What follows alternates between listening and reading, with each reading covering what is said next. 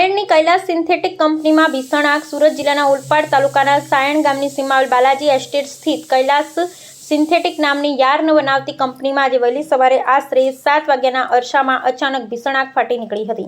Short સર્કિટને કારણે લાગી હોવાના પ્રાથમિક અનુમાન સાથેની આગે જોતજોતામાં વિકરાળ સ્વરૂપ ધારણ કરી લીધું હતું, જેના કારણે આખી કંપની આગની ઝપેટમાં આવી ગઈ હતી. કંપનીમાં યાર્ન અને અન્ય જ્વલનશીલ સામગ્રીનો મોટો જથ્થો હોવાથી આગ ઝડપથી પ્રસરી ગઈ હતી અને મશીનરી સહિતનો સામાન બળીને ખાખ થઈ ગયો હતો.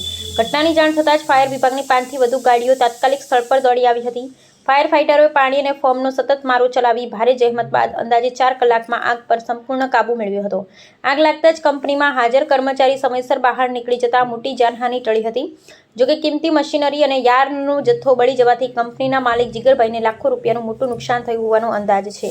હાલ ફાયર વિભાગ અને સ્થાનિક પોલીસ દ્વારા આગ લાગવાના ચોક્કસ કારણ અંગે વધુ તપાસ હાથ ધરવામાં આવી રહી છે. રિપોર્ટર